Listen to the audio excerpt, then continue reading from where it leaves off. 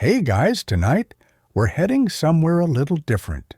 Picture this a calm Tanzanian evening by the misty shores of Lake Nyasa, where the humid air hums with cicadas and the smell of firewood clings to your clothes. The water reflects a pale moon, like polished obsidian, and somewhere nearby, drums beat faintly in the distance. It's peaceful, oddly so, except that locals keep glancing nervously at the lake. A wedding is about to happen, but something about it doesn't feel celebratory. They say this lake has a memory, that it holds names, that it calls out for them, sometimes gently, sometimes not. And tonight, it's whispering again. You probably won't survive this, not because anything's out to get you, but because sleep might take you first. And really, what a way to go! So, before you get comfortable, take a moment to like the video and subscribe, but only if you genuinely enjoy what I do here. Let me know in the comments where you're listening from and what time it is where you are. Now dim the lights, maybe turn on a fan for that soft background hum, and let's ease into tonight's journey together. You've just arrived in Mbamba Bay, a sleepy fishing village near the southern curve of Lake Nyasa, also called Lake Malawi, depending on who you ask. Locals are split on the name, and honestly, you just avoid taking sides. Everyone's polite here, but they've got strong feelings about maps and colonizers and fish. You nod a lot and move on. The occasion, a wedding. You're technically a guest friend of a friend status, but mostly you're just here to drift watch and maybe sample the cassava beer. At first glance, it's lovely. Kids run barefoot, elders weave palm mats in slow rhythm, and everything smells like fried plantains and lemongrass. Except, well, you keep noticing things. For starters, the bride hasn't smiled once. She's young, draped in white and gold, with a garland of marula blossoms crowning her head, but her eyes keep darting toward the lake. Not the way you'd glance at a pretty view. It's more wary, like the water might do something. Then there's the old woman watching her. She's not part of the family, not part of any family, from what you can tell. Wrapped in rust-colored cloth, she sits near the edge of the crowd, muttering under her breath. No one tells her to move. Every so often, the drums falter, like even they are unsure. One of the uncles whispers something about keeping the lake calm tonight, and someone else responds, deadpan, we're not too late yet. You don't ask what that means. Historically, Lake Nyasa has always had weight, culturally, geographically, and sometimes mysteriously. It's the third largest lake in Africa, stretching across Malawi, Mozambique, and Tanzania. Known for its depth and for harboring hundreds of species of cichlid fish, it's also been the scene of shipwrecks, sudden storms, and stories passed down with furrowed brows. One British explorer in the 1850s claimed he saw glowing lights beneath the water. Locals told him not to swim after sundown, but he did anyway. He didn't vanish exactly, but he came back different, spoke less, slept poorly, kept painting water with women's faces in it. His journals are now stored in a colonial archive, but the locals here still remember his name. Tonight the village is dressed up, but no one's quite relaxed. There's a hushed tension. As the sun dips low, you hear someone say, the wedding's taking place.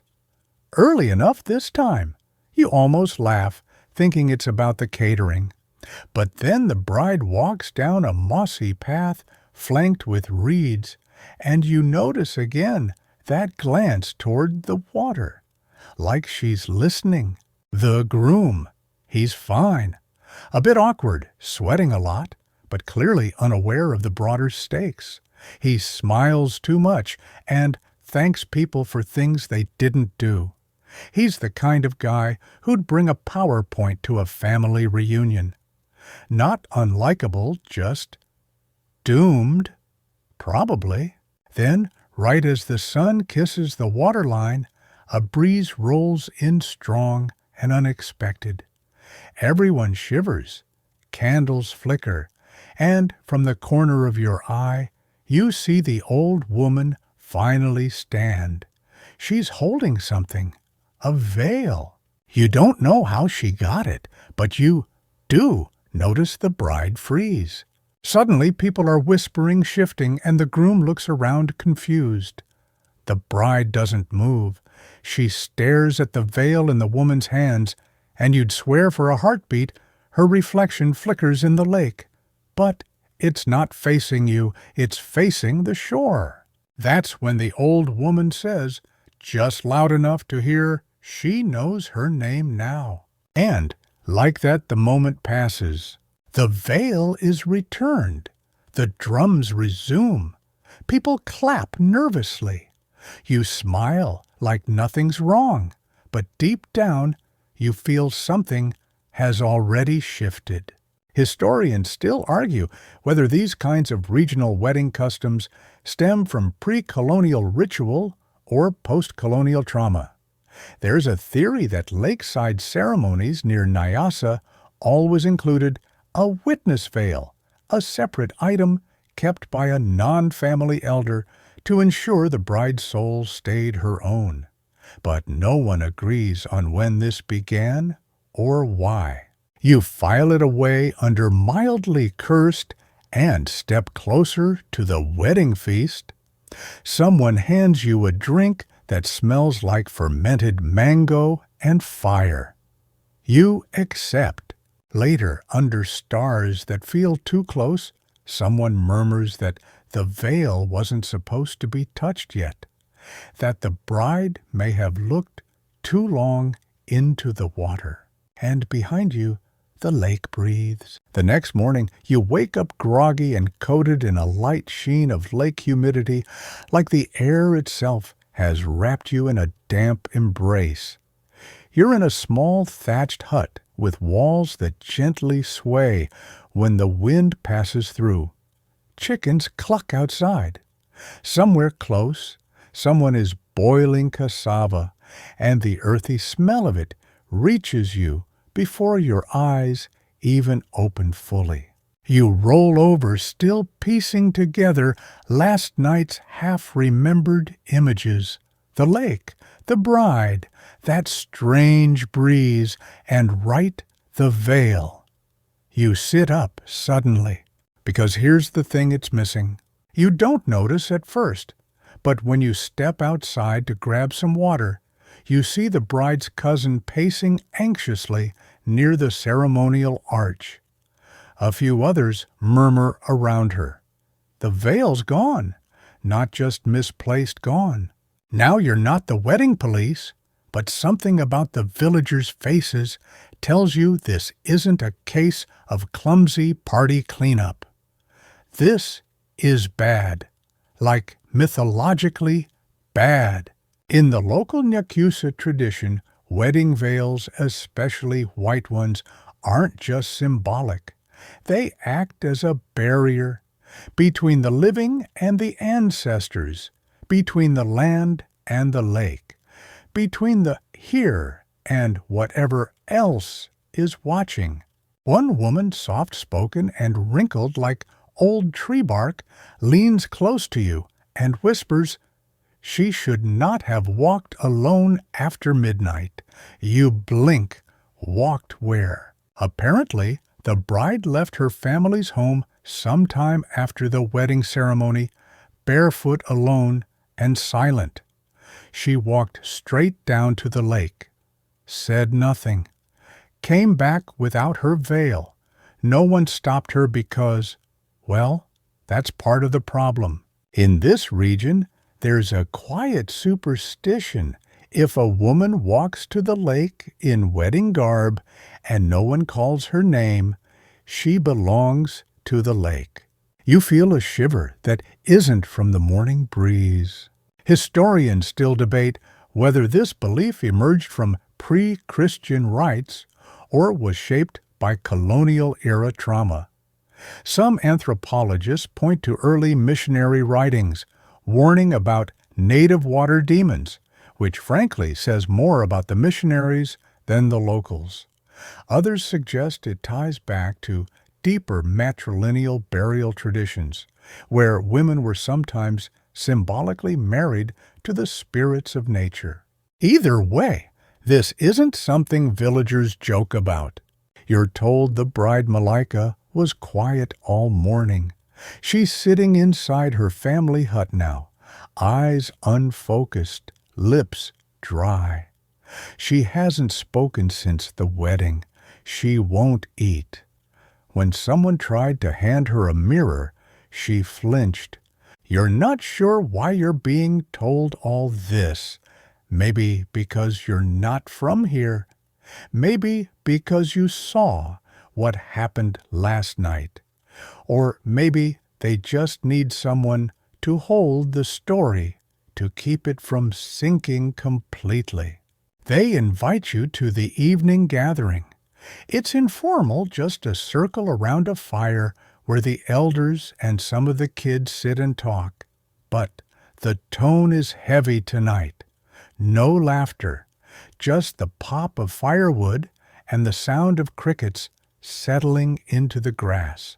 A boy with wild curls and a too large shirt asks, "Is it the bride again?" A long silence, then an elder sighs. She heard her name called, the woman says, and she answered. You ask quietly if they think she's possessed. Laughter then, but not kind laughter.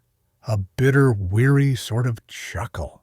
No, the lake doesn't possess. It remembers, it keeps. You lean back, letting the smoke drift around you. One elder, face furrowed with sun-etched lines, tells the story of another bride decades ago. She too wandered after midnight. She too stared into the water like something was staring back. They found her veil months later, tied around a tree half sunken in mud. She was never found. Of course, no newspapers mention this. No records list her as missing. It's just a story passed down hush-hush. But the dates match the same lunar cycle. A small, strange detail sticks with you.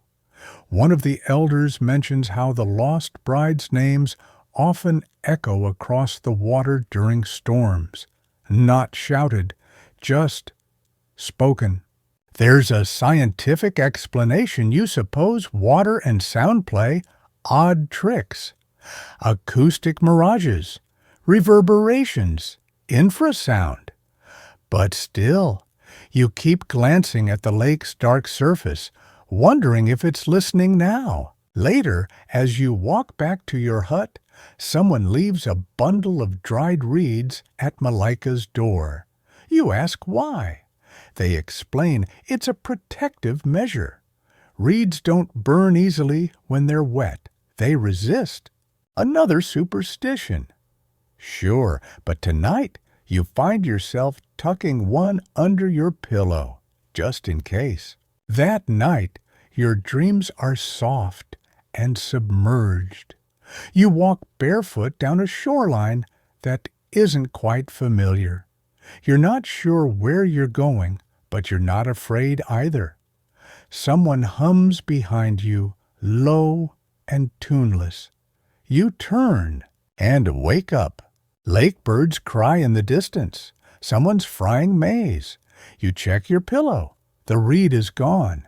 You don't panic exactly, but you do sit up with a jolt that knocks your thin blanket to the floor. The morning light is milky, filtered through the woven palm fronds of your hut, and there's already a soft thrum of village life rising in the air. Pots, clanging goats, bleating someone loudly insisting that yes, the fish was weighed fairly, but your pillow is empty. The reed bundle, the one placed at Malika's door, the one you quietly borrowed for personal spiritual insurance, isn't there. No broken pieces, no trace of dampness, just gone. And yeah, maybe the wind snuck in, or a goat. They do have a habit of inviting themselves inside. Still, something about its quiet disappearance feels pointed. You try to shake it off, but when you step outside, a new hum runs through the village. People are speaking in lowered voices, but not like yesterday's cautious curiosity. Today feels heavier, like something shifted again. The bride is gone. You don't hear it all at once. It reaches you in pieces. Someone mentions she wasn't at breakfast. Someone else says they saw her near the western shore before sunrise. Her cousin claims she went to bring her food and found the hut empty bedding, undisturbed veil, still gone sandals missing.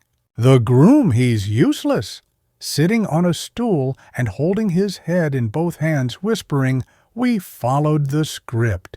We followed it." No one comforts him. You walk toward the lake. The shoreline this morning is painfully calm. A pale breeze curls off the water, lifting the scent of wet earth and water lilies. At first glance, nothing is wrong. Then you notice the footprints. Bare deep and fresh, they run straight down the slope toward the reeds, then stop. Not curve, not fade. Stop. Like the person just walked into the lake and disappeared. No signs of a struggle. No backward glance. That's when you notice something floating near the rocks. It's not the veil. It's a small mirror cracked diagonally, framed in bone, or something like it. You bend to pick it up, but a sharp voice behind you says don't. You freeze. It's the old woman again, the one with rust-colored cloth and that unsettling way of appearing just when things start to get eerie. She's standing a few feet behind you eyes on the mirror. "That's not for you," she says. She dropped it as she crossed. You step back. Let the wind push the mirror slightly toward the shore, where it catches the light, and just for a moment it reflects a face. But not yours. A local boy darts forward, grabs a reed stalk, and carefully scoots the mirror into a calabash bowl. They carry it away like it's radioactive. You do not ask where they're taking it. Historians still argue whether lake spirits are literal beings or metaphorical representations of generational trauma. Some say stories like this serve as community-bound methods for mourning the losses no one dares write down, women who fled, vanished, drowned, or were taken. Others insist these spirits are as real as the lake itself. One 1930s British missionary famously wrote about the bride who answers a story told in various Nyasa-adjacent communities. It involves a young woman who, after her wedding, begins to hear a voice in the water calling her name. She resists for weeks. Then, one morning, her bed is empty, her footprints lead to the lake, and her voice joins the water. The twist: according to local tellings, the voice never belonged to her. It was the lake's voice all along, shaping itself to sound like someone she trusted. You take a long breath and glance at the water. You don't hear anything, but you do feel a tightness in your chest that wasn't there yesterday. The village isn't panicking. No one is running or crying, but the tension is unmistakable, like everyone knows something has happened, and they're collectively choosing to move carefully now. You notice that no one is drawing water from the lake today. By midday, Malika's mother hangs a string of copper bells across the doorframe. Not decorative ones. These are specific, made for calling spirits back home. You ask gently if they believe she's still alive. "We believe she's not finished," the mother says quietly. "And the lake hasn't taken all of her yet." You try not to interpret that. Later, you join a small group walking to an outcrop that overlooks the lake. They call it the Listening Rock. Supposedly, it's where the water speaks clearest, or maybe it's where you hear yourself echo back in ways you didn't expect. You sit there with them for a while. The breeze is soft, the sun high, and slowly, one by one, the others begin to hum. It's not a song, not exactly, just a tone, low, steady, vibrating through their throats. It feels almost subconscious, like the body remembering something the mind forgot. Then you hear it, just faintly carried on the wind, a voice, not words, just syllables, soft, familiar. You think for the briefest of moments it says your name. Then it's gone. You look around. No one else flinches. No one reacts. Maybe it was nothing. Maybe it was everything. That evening, the sun dips behind the hills faster than usual. The lake turns bronze, then slate, then inky black. You stay close to your hut. You light a candle. You double-check your door. And you sleep eventually, but not soundly, because somewhere in the night you hear bells. You wake to fog, not a little mist, not the gauzy kind that lingers prettily over water in morning postcards. No, this is thick, wet fog blanketing the village like someone dropped a gauze curtain over the world and forgot to lift it. Your hut creaks in the gray quiet. The sounds of morning goats' breakfast, chatter sweeping, are muffled like the village itself is holding its breath. When you open your door, you can barely see 3 steps ahead. The lake is completely hidden. It might as well not exist. The mountains beyond gone. Even the great baobab tree towering in the village center like a giant's thumb is nothing but a shadow. And the bells are still ringing, softly, irregularly, sometimes near, sometimes far, the kind of sound that makes you turn your head instinctively, only to realize you're alone. You wander toward the center of the village where people are gathering with tight, unreadable faces. No one speaks above a whisper. You pick up pieces of conversations. She's not all gone. The fog always follows. 20 years ago, just like this. It seems the lake's taken more than just Malika. You ask one of the elders what's happening. He just points toward the path leading to the western reeds, the same one the footprints led down 2 days ago. It's opened again, he says. You don't know what that means exactly, but you follow the path anyway. And as you walk, something strange starts to happen. The deeper into the fog you go, the clearer the sound becomes, not the bells now, but humming, soft, melodic, and layered, like many voices singing from underwater. Your skin prickles. You keep walking. At the end of the path, the fog breaks just slightly, and you find yourself standing on the edge of a clearing. At the center of it, a wooden platform, barely elevated, half sunken into the earth. On it lies the veil. It's folded neatly, no dirt, no tear marks, just resting there like it never left. You don't touch it. You've learned your lesson. Behind you, Someone coughs. You turn, but no one's there. The fog thickens again, and for one panicked moment, you forget which way you came from. You breathe deeply, try to calm yourself, but the humming it's louder now, and closer. You back away from the veil. A shape flickers in the corner of your eye, just a figure white-clad, standing a few yards into the trees. Watching.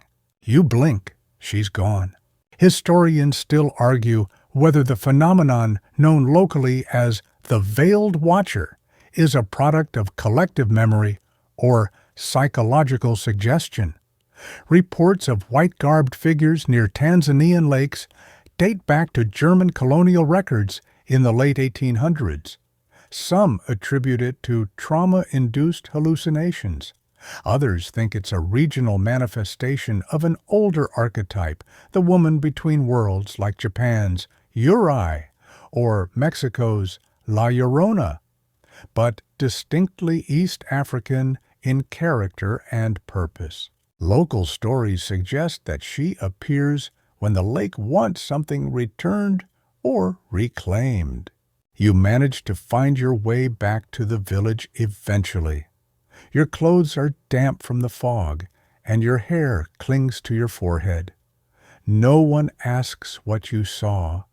No one needs to. That afternoon, you find Malika's groom sitting at the foot of the baobab, scribbling something into the dust with a stick. When he sees you, he looks up slowly and says, "I dream of her, you know, but she isn't sleeping. She's standing." You don't know what to say to that. Instead, you ask if he thinks she's coming back. "She already has," he whispers. You glance toward his hut. The door is slightly ajar. Inside, just visible from this distance, is a white handprint on the wall. Delicate, almost small enough to be a child's. That night, no one gathers around the fire. The old woman finds you again just before sunset and presses a string of shells into your palm. "For protection," she says. "If she comes, you'll need to remember who you are." You want to ask what she means? Comes where? Why me? But something in her face tells you she's already said too much. Later in your hut, you hang the shells over the doorway. You're not sure you believe in their power, but the silence outside feels anticipatory, like something is waiting to cross a threshold. And once again you dream. But this time, you're not walking to the lake. You're standing in it. The water is up to your waist. It's warm, calm. In front of you, Malika is there, eyes open, not blinking. Her veil floats behind her like seaweed. She speaks, but her mouth doesn't move. "You didn't stop me." Then she smiles and disappears beneath the water. You wake breath, caught in your throat blankets, tangled like you've been wrestling with the night itself. The fog is gone, but outside your hut in the dirt, you see footprints, wet ones, leading away from your door. You don't open the door right away. You sit on your mat, breathing as quietly as you can, like silence might somehow make you invisible. The footprints are still there, just visible through the doorway, slats, each one distinct, damp, and barefoot. You count them without meaning to. 12 steps, not toward your hut, away from it. That somehow makes it worse. When you finally step outside, the air smells sharp, almost metallic, like the moment before a storm. The footprints trail away toward the forest's edge, vanishing where the early light hasn't yet burned away the dew. The bells over your door are still swaying slightly, though there's no breeze. You're not alone. At first you think the figure by the baobab tree is the groom again, but it's not. It's someone older, taller, wearing a long cloak patterned in swirling reds and blacks. He's barefoot, too, and his head is shaven, except for a single braided strand tipped in bone. Come, he says, not a question, not even loud, just inevitable. You follow, because of course you do. He leads you past the outer huts down a narrow trail no one's used since the days of the snake rains.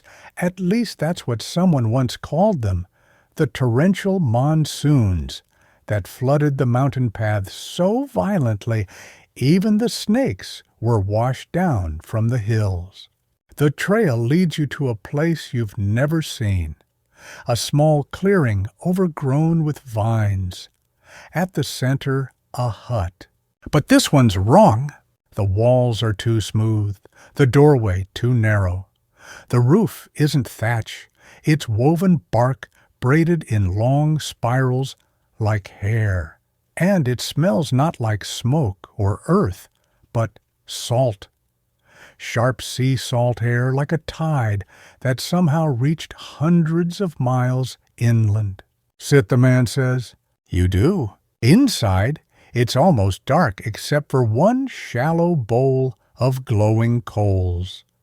No smoke, no flame, just soft heat. Tell me what you saw, he says, arranging stones in a circle. You do. Every detail, the footprints, the veil, the dream, even the voice that said, "You didn't stop me." He listens without interrupting.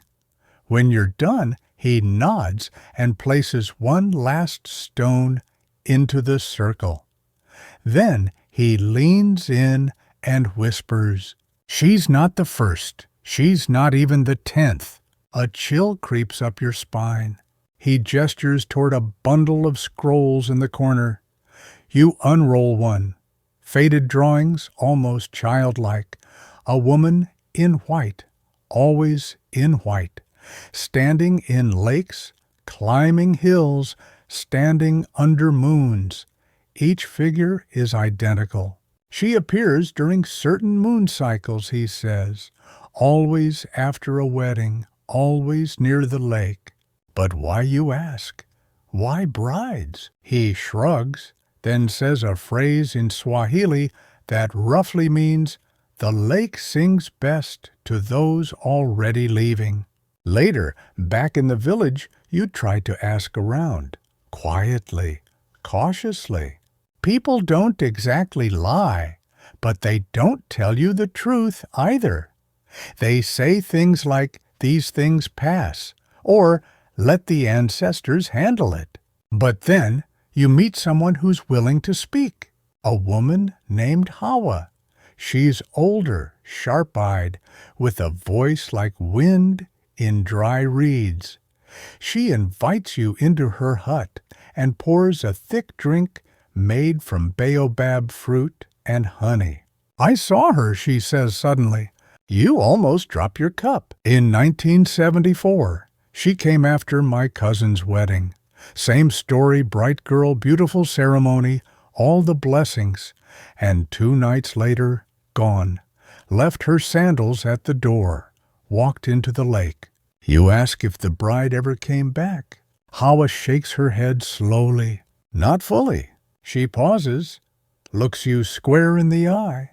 Sometimes I see her, when the air's too still, or when I sing the old songs. Then she says something that sticks in your chest like a burr. They don't drown. They trade places. You try to ask what that means, but she waves you off. Says too much talk invites listening ears.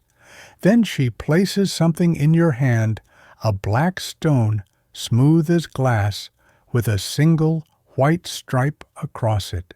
She'll know you've been warned, she says. That night, you dream again.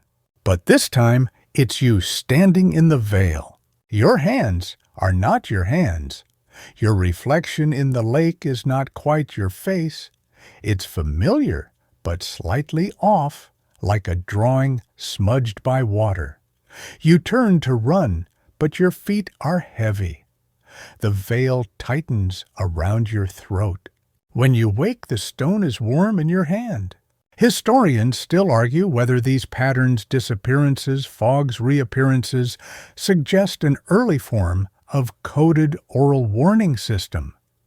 Some speculate they were designed to prevent forced marriages or escape colonial-era gender roles.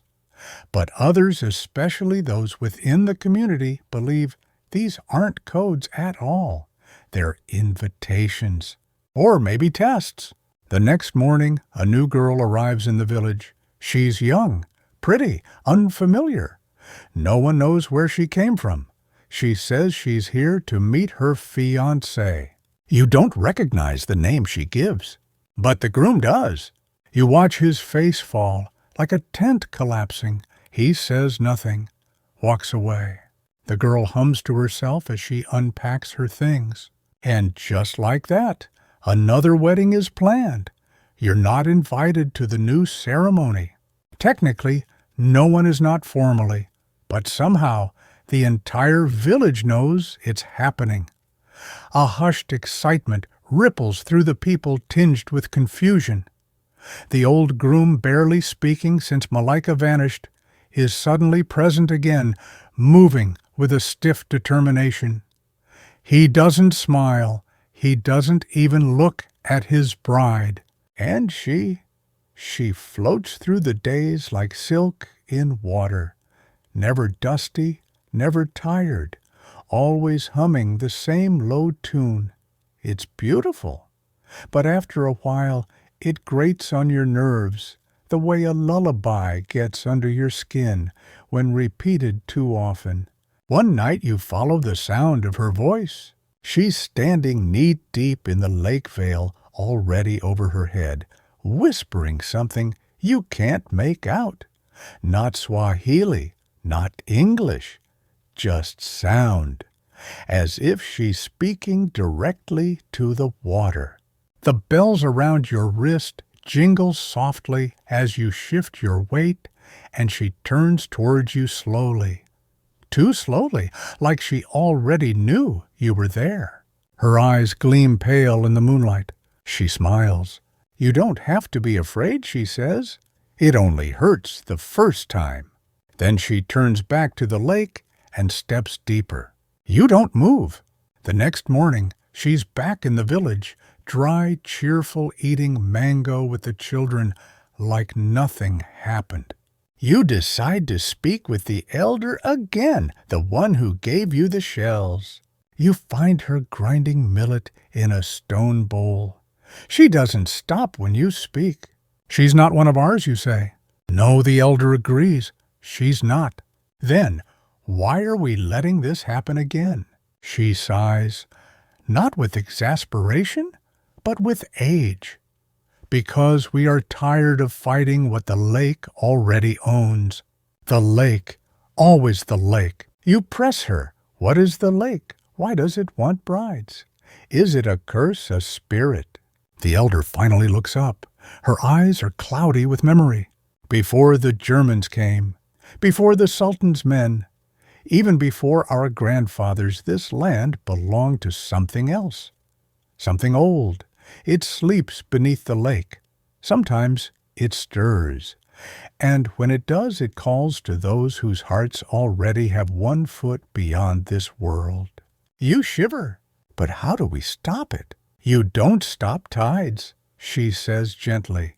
You build your hut high, and you leave your door unlatched so the wind can come and go without taking the whole roof, which is not helpful. You leave more confused than you arrived. But later that night, sitting under the baobab with Hawa, the older woman who once saw a bride vanish, something finally clicks. She points at the horizon, where the lake reflects the swollen orange moon. That shape, she says. See it. You do.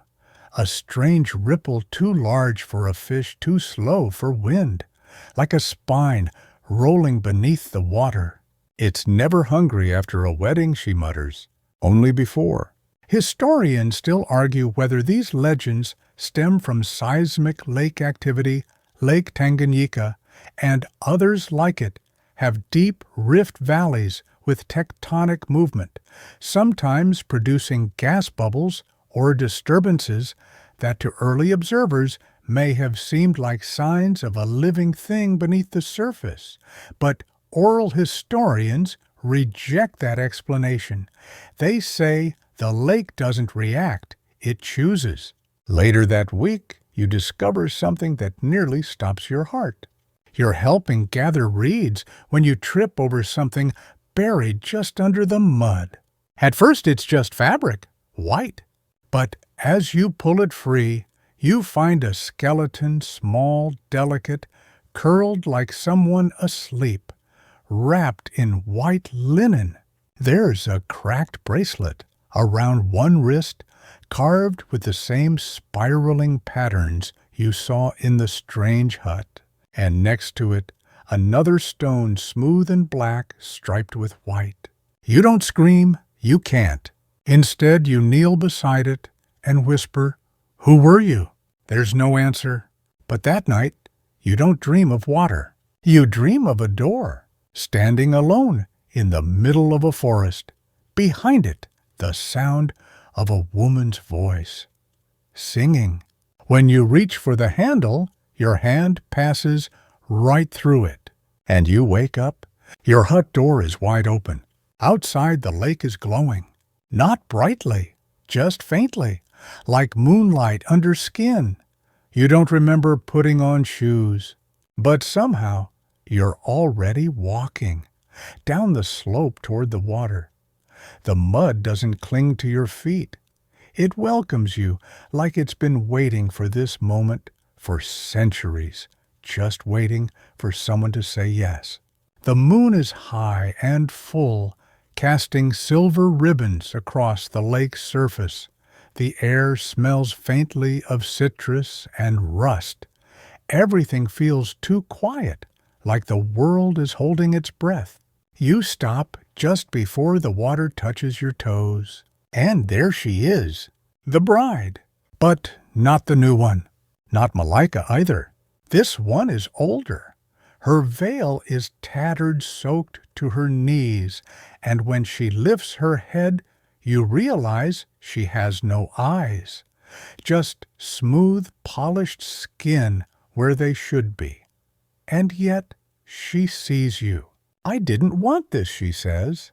Her voice is hollow and echoing like it's traveling through a cavern deep beneath the lake. "They told me I'd come back, that I could choose a path.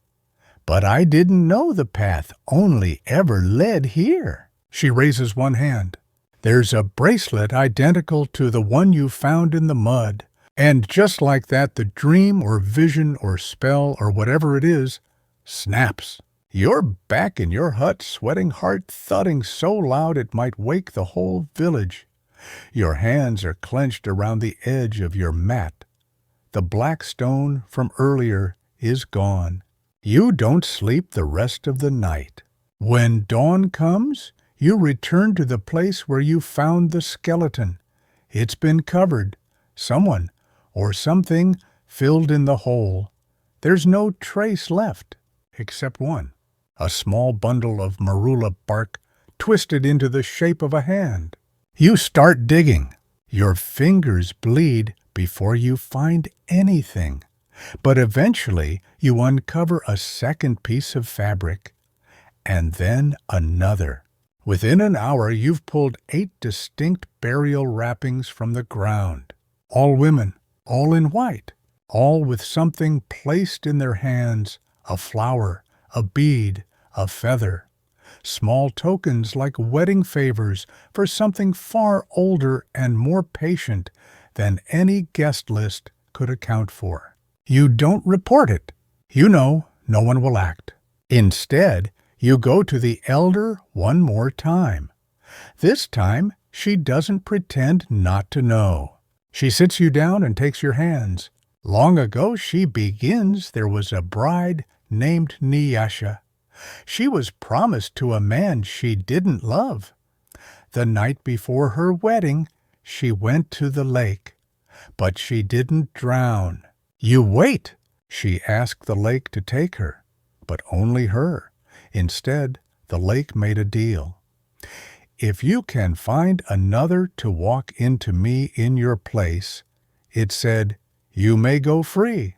You stare. She agreed, the elder continues, but that meant the cycle began. Every bride after her who feared their wedding whispered to the lake, and the lake whispered back. A soft wind moves through the door. It still does, she finishes. You ask the question you've been dreading. Did Malika make that deal? The elder closes her eyes. We believe so. But she loved him. She also feared what came after. A life lived small. A life never leaving the village. Sometimes fear is louder than love. You leave numb. Historians still argue whether this legend of Nyasha predates colonial influence or evolved during the 20th century to reflect anxieties around arranged marriage migration or loss of agency. Feminist scholars view it as a cautionary tale wrapped in metaphor, a warning about how women are often asked to sacrifice themselves quietly. But others insist it's literal, that there really was a Nyasha, that the lake really spoke, and still speaks. The village continues preparing for the second wedding. No one notices how pale the new bride looks. Or maybe they do, and they just pretend not to. She walks through the village barefoot like she's already partly gone. The groom does not smile, not once. You try to speak to him. He won't meet your eyes. You ask him if he remembers the woman from his dream. He flinches. She called my name, he whispers, but it wasn't hers. You realize something. The brides don't come back as themselves. They come back as the one who walked into the lake before them. Each one replaces the last, like a set of dolls, each hollow, each containing the memory of the one before. The village has been watching this happen for generations, and no one has stopped it. The night before the second wedding, you make a choice. You pack a bag, a knife, salt, the remaining bracelet, and a string of bells. You're not sure what you're doing exactly, but you know you have to try. Try what? That part's still fuzzy, but maybe the lake doesn't just take. Maybe it listens. And maybe if you go alone, it will let someone else stay. You don't leave a note. What would you even say? Off to parley with a sentient lake spirit, wish me luck. Not exactly something you want shared at the village well. You slip out after dusk. The sky bruises purple over the trees, and the frogs begin their evening songs, a lazy orchestra of plinks and yawns. You don't bother sneaking. The bells on your wrist chime gently with every step. It feels right, like an announcement. The lake's edge is empty when you arrive. You sit. Wait, the moon crawls higher, indifferent. Then a splash, soft but deliberate, followed by a ripple. You scan the surface, your skin tightening with cold anticipation. Nothing until movement. There, just beneath the surface, something large circles slowly, a suggestion more than a form. You clutch the stone bracelet in one hand.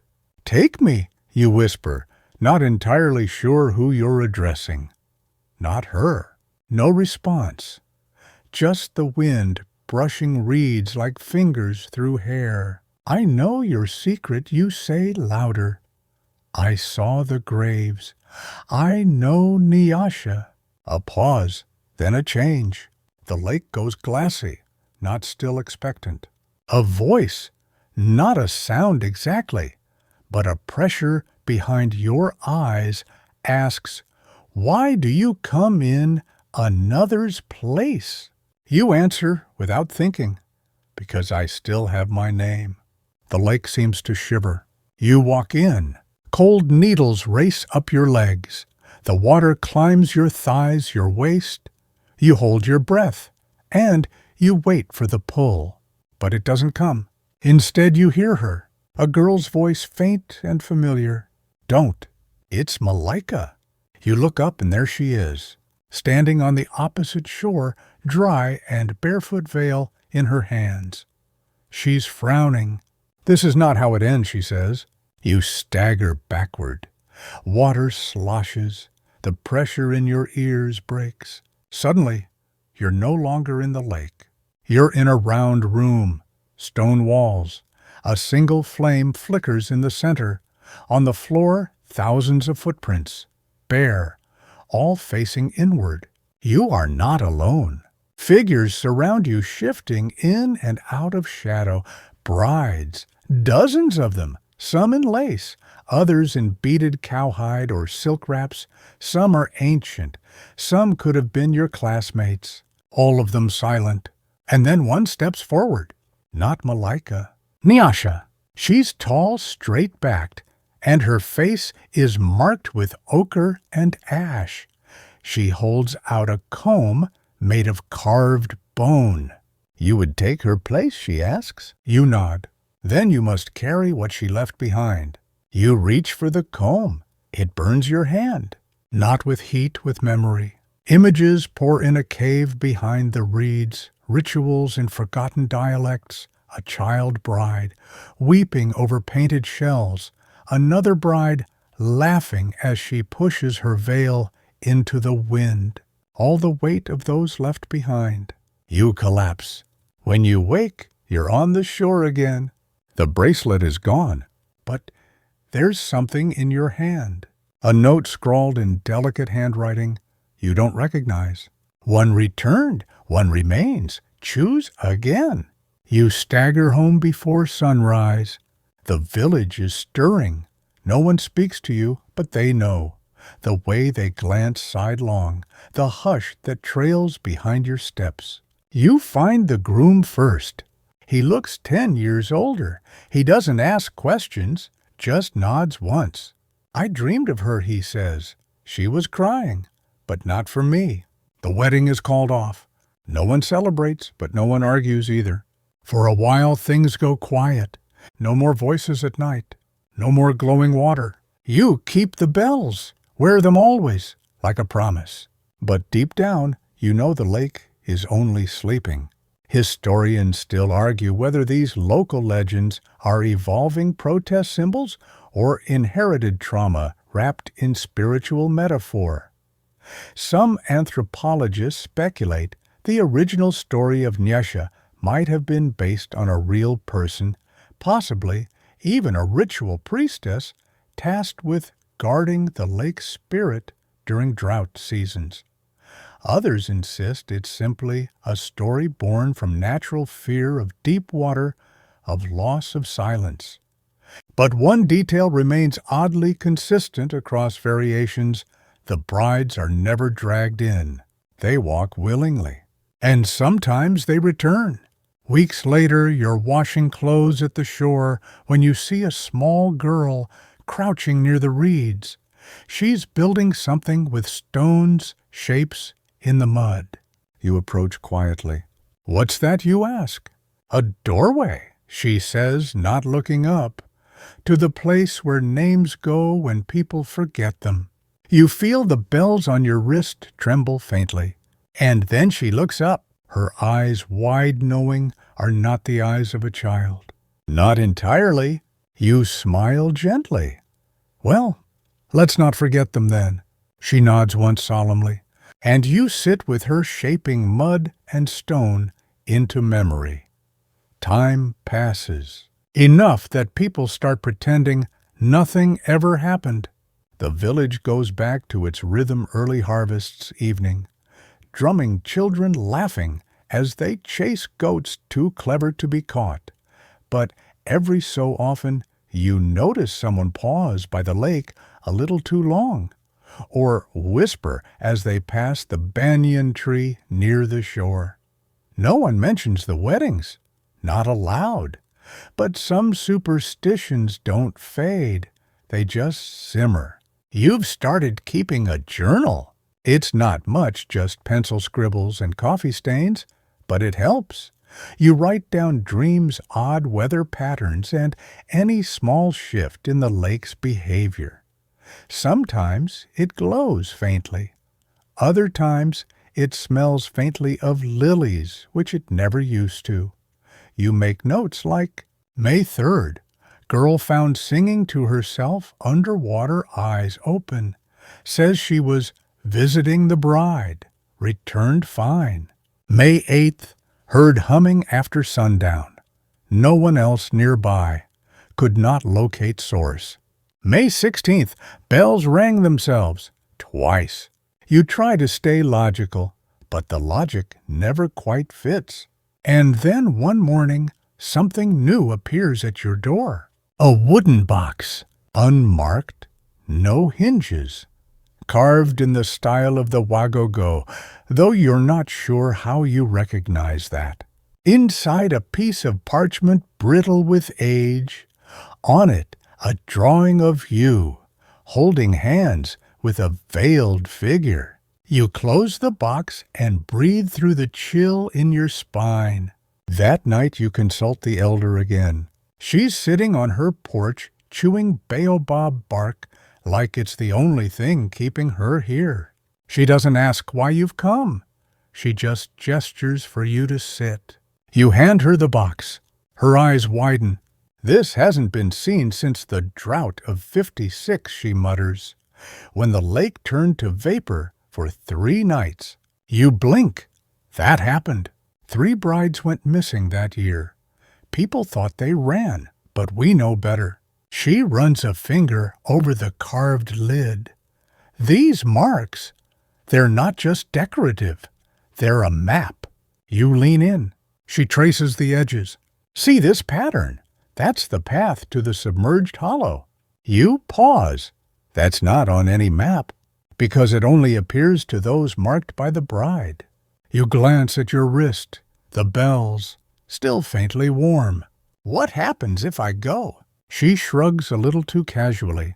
Either you return with answers, or not at all. Solid odds, you suppose. Still you feel the pull, like a current under your skin. That night, you dream again. This time, you're not near the lake. You're under it, in a tunnel of roots and mirrors, walking beside shadows that whisper secrets in Swahili and clicks. You understand every word, but forget them instantly. The only phrase you retain is, when the lake forgets your name, the lake forgets to let you go. You wake up with the taste of river mud in your mouth. So naturally you pack a pouch of salt, a lantern, a notebook, the box, and a ribbon of white cloth you don't remember owning. The lake is empty when you arrive, like always. But this time the wind moves differently. It's not brushing. It's pushing. You step in again. But instead of sinking the water parts, a path opens, slick stone steps spiraling downward. You follow them, bells jangling faintly. The water presses in around you, but never quite touches you. It's like walking through the eye of a storm. Fish dart by pale and twitching. One of them has human teeth. Charming. At the base of the path, there's a doorway carved into the lake bed, an arch framed with woven reeds and sea glass. You push it open. Inside the submerged hollow. It's not a room. It's a feeling, endless and echoing. Pillars of light drop from nowhere, illuminating fragments, wedding veils, broken anklets, combs carved with initials. Objects float here suspended, not drowned, held. And in the center, Nyasha. She stands exactly as you remember, unmoving, watching. You brought the box, she says. You nod. You wish to know the truth. You hesitate. Then yes. She steps aside. Behind her a mirror, but not yours. You see the village. Generations of it. Brides, all the ones taken, standing, watching. You, some are smiling. Some are not. Then the mirror cracks. Just a little. Nyasha flinches. This place is fraying, she says. Why? She looks toward the surface where the lake wavers like silk. Because memory requires weight. And too many have tried to leave it behind. You realize the village didn't just let the legend grow. They needed it. To forget, to cope, to survive. Can it be fixed, you ask? Nyasha studies you. Maybe. But only if one walks willingly, not into the lake, but back out carrying the truth. The mirror flickers again. You see yourself, holding the journal, the bells, the white cloth, and behind you every bride, waiting. You nod, and the lake begins to rise. You walk out of the lake backwards. That's the rule now, apparently. If you leave facing forward, the water forgets you, leaves you hollow, and not in the poetic sense, more like a drum with the skin peeled off. So you backstep slowly, arms out slightly, for balance the bells on your wrist, humming with recognition. The surface of the lake doesn't ripple. As you emerge, it tightens, like it's trying to remember your outline, your shape. You reach the shore just as the first bird calls break open the sky.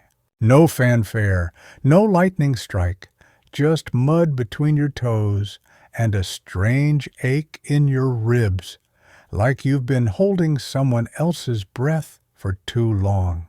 At first you think it's over. You've returned. You're whole. The villagers nod more than usual. The elder won't stop smirking. And the girls in the market have stopped avoiding you and started whispering about you instead, which in this village is practically a public parade. But then one evening, you find the ribbon again, the one you don't remember owning. This time, it's tied around your door frame in a loop, like a question. You pull it down and feel it vibrate. Not in sound, in meaning. It's not a threat. It's a call. You untie it and tuck it into your belt. That night you dream again. You are not in the lake or the hollow. You're in a courtyard, stone tiles, fountains that flow upward, brides walking in slow loops, their steps echoing like rainfall on clay pots. One turns to you. Her face is yours, except older, tired. She doesn't speak, but her eyes say it all. You are the last archivist. The memory has chosen you. When you wake, your journal is open. Pages you haven't written yet are already filled in your handwriting. Okay, you think. Sure, fine. Just another Tuesday. You decide to write it all down properly. Not just the dates and the eerie stuff, the full story of Nyasha, of Maleka, of the lake, and of the line between willing sacrifice and ritual amnesia. Because here's the thing, historians won't tell you most. Folklore doesn't survive because it's true. It survives because it's useful. You read through your notes piecing together fragments. Historical fact. Before colonization disrupted regional belief systems, it wasn't uncommon for lakes, caves, and forests across East Africa to be assigned guardians figures, often women who became both protectors and metaphors for communal fears. These weren't ghosts in the Western sense, but presences, functions, fringe tidbit. Some early missionaries described a bride in the lake legend near Lake Ayasi, where villagers whispered about a woman who could grant fertility, but only if approached with a personal item once owned by the deceased. Historians still argue whether these brides were literal ritual participants or symbolic storytelling devices to discourage disobedience or explain disappearances. Others think it's all a metaphor for water scarcity wrapped in spiritual drama. But few dispute that something has always lived in the water's memory. You keep writing, even when the bells grow warm, even when your dreams stretch longer than your nights. You start getting letters, tied in ribbons, delivered at night. One from a village 2 hours north, where they've seen a bride wandering barefoot along the banana fields. Another from a boy who claims his sister danced into the lake and never touched the water. Another from a woman in her 80s who remembers the name Nyasha, but not how she learned it. You begin archiving, carefully, gently. You don't push. Some stories need coaxing, others need to stay half-buried. You keep them all in your journal, and in a hidden cave behind the reeds, yes, the one from your dream, you place copies, wrapped in white cloth, tied with bells, not to trap, not to appease, but to remember. One day a girl knocks on your door, maybe 13. She says she's been hearing songs in her dreams, brides singing in languages she doesn't know. She holds up a bracelet, bone, and reed. You don't even ask her name. You simply nod and hand her a journal, a blank one. You'll need this, you say, not for the lake, for everything after. She smiles, and you feel it again, that odd sensation. The lake remembering something with you, not for you. That night you sit by the water again, just watching. The surface glows faintly. You whisper, "I'm still here." And from far beneath, not words, but the sense of a nod. The lake remembers. But now, so do you. Word count 1056. Awaiting continue. Ban janoi continue. Chat GPT janoi section 11. You try to go back to normal life. Good luck with that. Because every quiet moment, each spoon scraping the bottom of a cooking pot each night, when the fan hums and the power flickers just once you hear something faint. Not a voice exactly, more like the memory of one. The villagers start calling you things behind your back: archivist, dream sleeper, lake keeper. You shrug it off mostly, but your grocery vendor gives you free plantains now. And honestly, you've had worse side effects from spiritual hauntings. Still, something shifts. You start seeing things others don't, like how the banyan tree by the edge of the lake leans differently depending on who approaches, or how birds avoid the leftmost stone in the shrine path where, incidentally, you once found a child's shoe with dried lake salt crusting the laces. One afternoon you decide to map the village. Not just the roads, the moods, the echoes. You walk it all past the abandoned colonial outpost with its graffiti of twisted letters, through the market where whispers hover above baskets of salted fish, into the hills where the wind carries stories like folded laundry. You mark every place the air hums a little too long. And then you realize something. The bride's influence isn't isolated.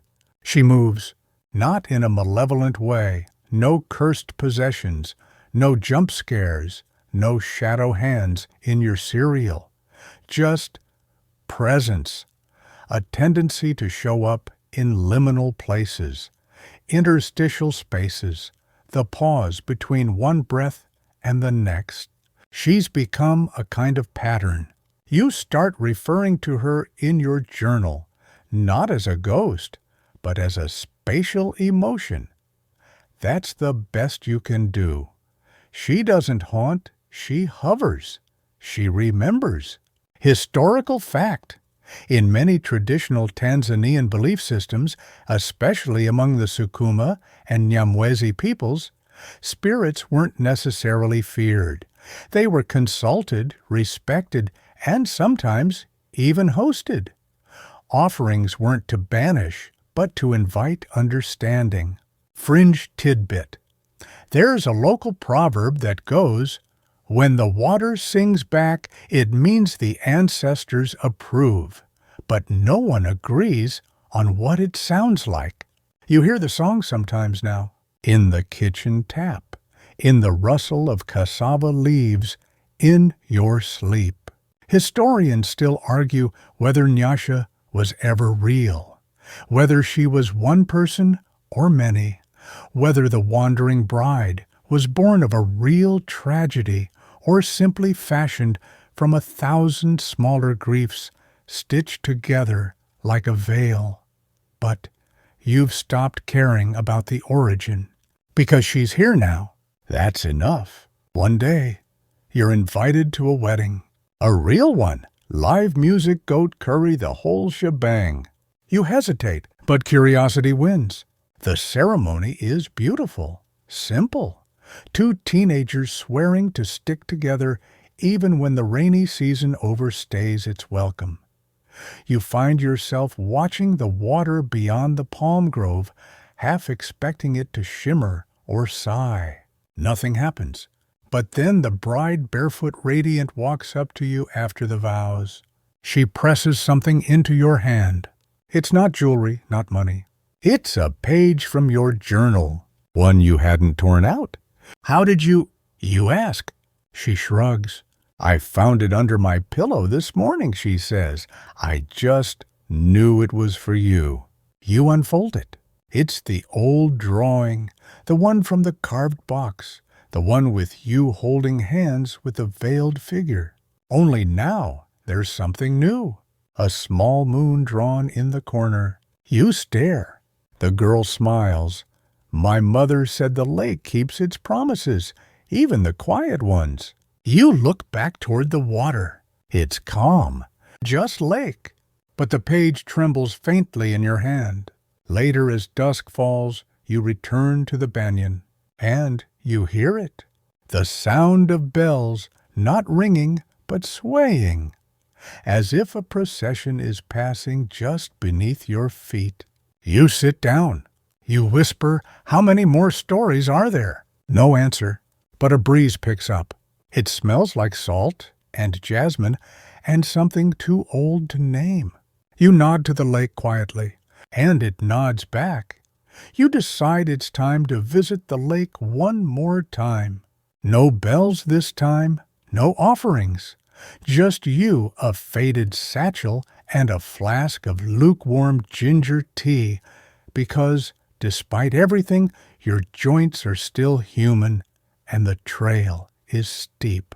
The water greets you like an old roommate. No drama, no swirling fog, just the kind of silence that knows what you had for breakfast and won't bring it up. You sit on the edge toes, just brushing the surface, and pull out your journal.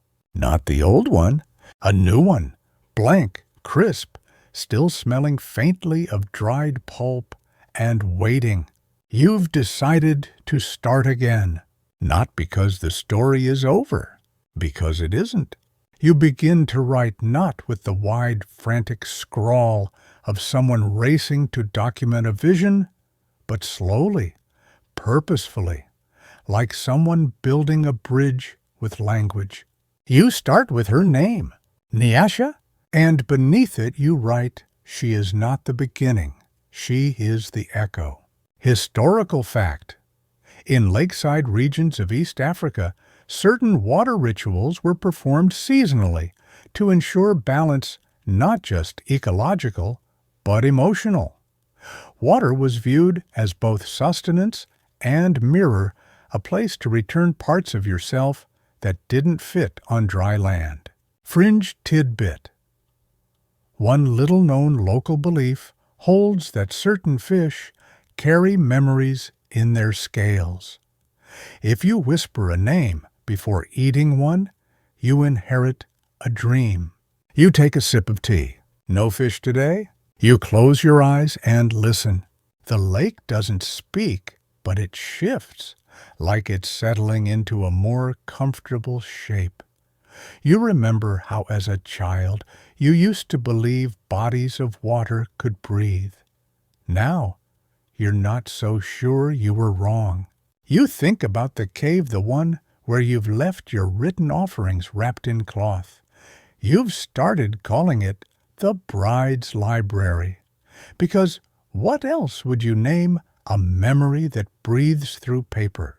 Historians still argue whether the idea of a bride bound to a place is inherently tragic, or if it's just a culturally familiar anchor, a role that's been assigned to countless feminine figures through centuries of mythologizing.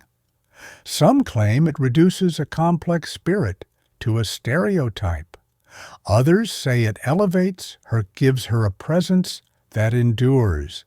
You lean toward the latter, but you're biased.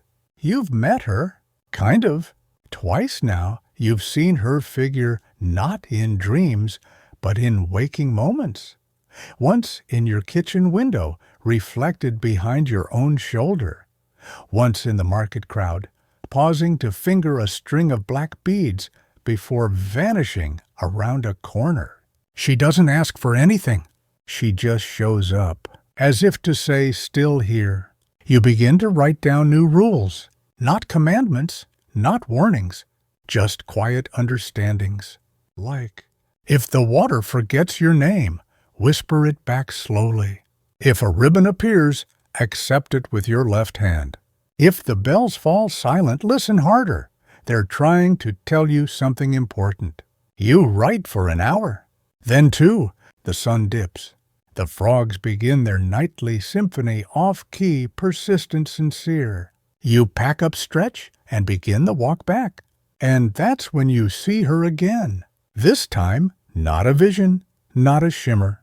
She's sitting on the opposite shore, still, veiled, as if she's waiting for a bus that only runs once every 100 years.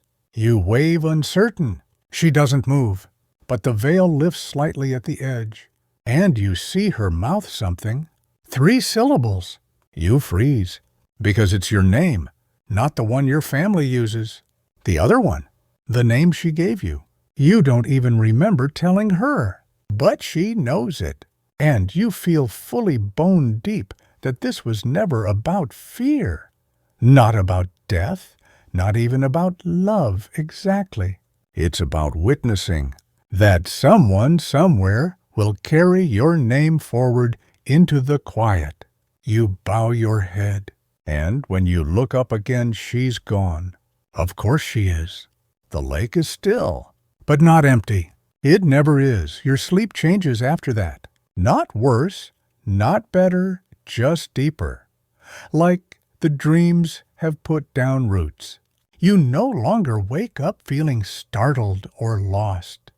Instead, you rise with the vague sensation that someone has been gently brushing your hair back from your forehead all night. Like memory itself has learned how to tuck you in. You start waking at dawn now. No alarm. Just the subtle pull of pale light and the echo of a distant name. Nyasha, yours, and sometimes another still waiting to be spoken. The villagers notice. They say you've settled into the quiet. A few ask you to help interpret dreams. You don't pretend to be an oracle. You're not selling incense or charging a coin. But sometimes people just want someone to listen, and you've gotten very good at that, especially the silences between words. You build a small wooden bench near the lake. Nothing ornate, just a place to sit, maybe leave a pebble or two. People begin using it. Not every day, but more often than you'd expect. An elder leaves a locket. A teenager ties a shoelace in a bow and whispers, "I'm sorry."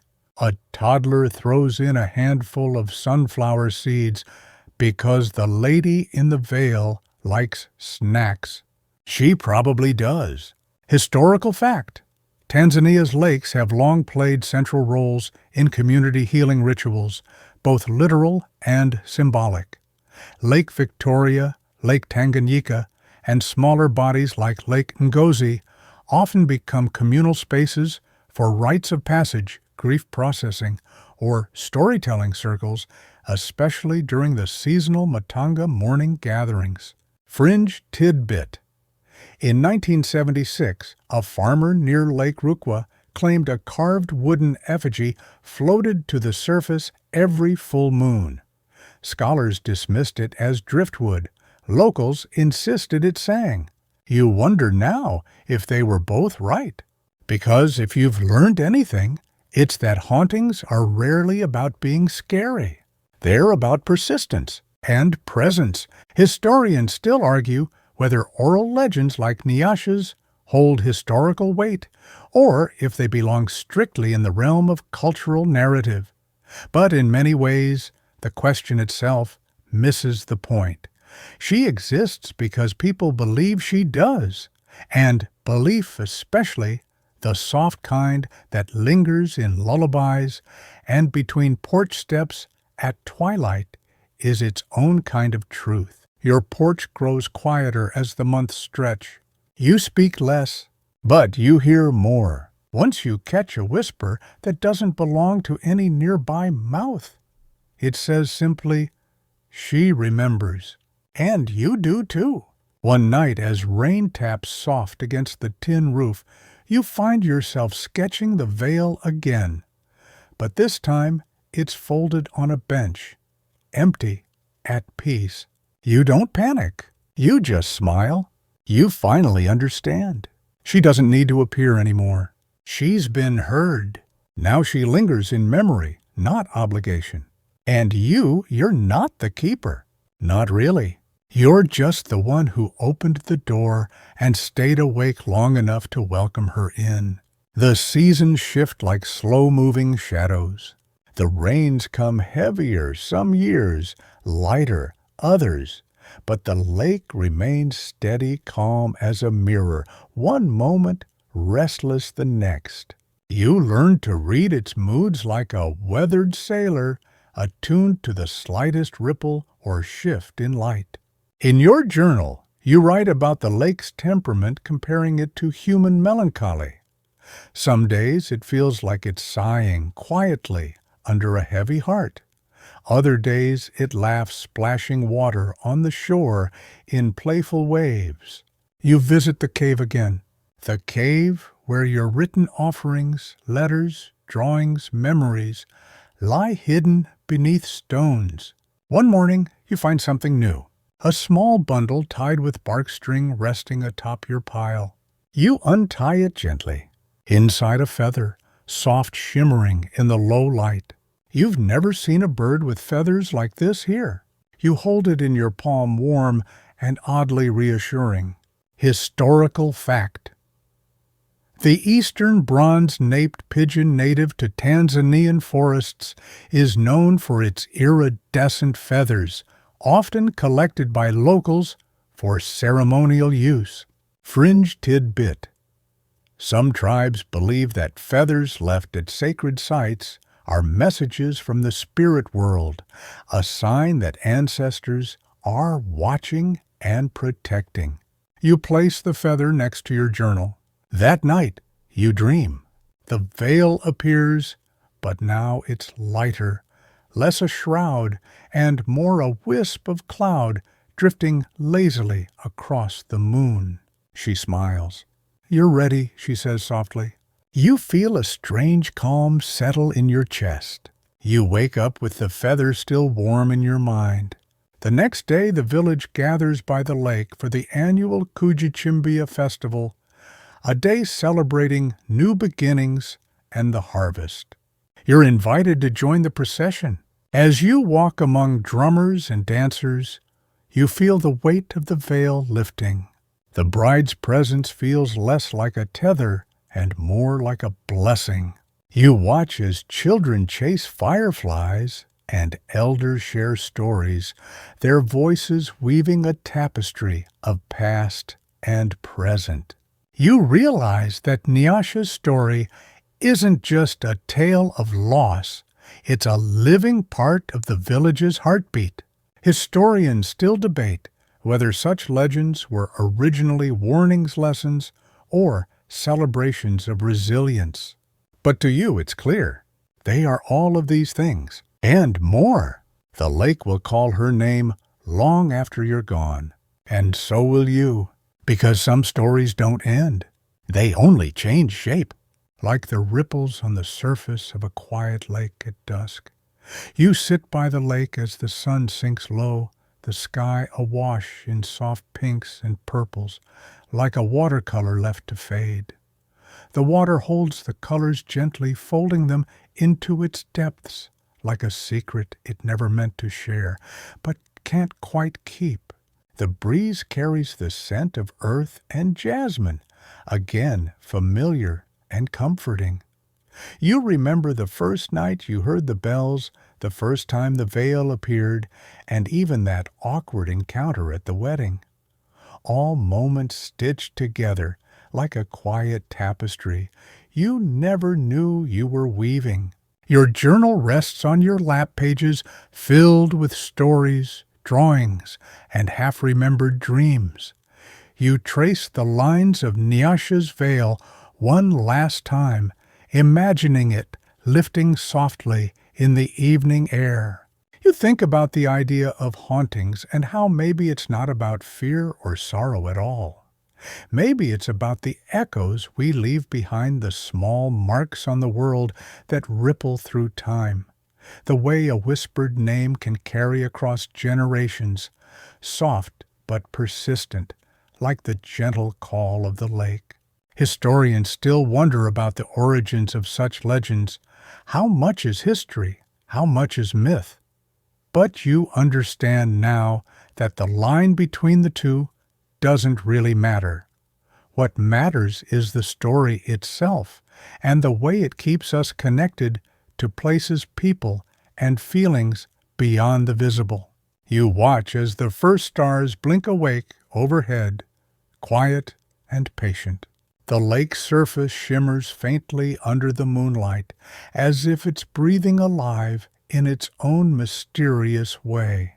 You lean back, letting the cool night air settle around you. No hurry, no fear, just this moment, soft, still, and whole. And as you close your eyes, the last thought that lingers is a gentle promise that some names, some stories will always find their way home. Now, a slow wind down to ease you gently into rest. The night deepens around you, folding softly like a well-worn blanket. The lake whispers one last time, a gentle, steady breath that calms your thoughts and quiets the mind.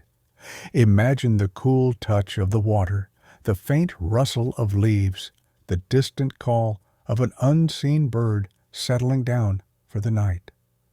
You feel yourself sinking deeper, the world growing hushed and safe. No shadows lurk here, only the peaceful echoes of stories told and remembered.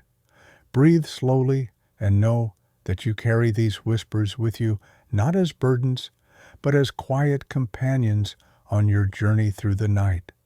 Let your eyes close your thoughts, drift like the soft ripples on the water's surface, and feel the calm wash over you.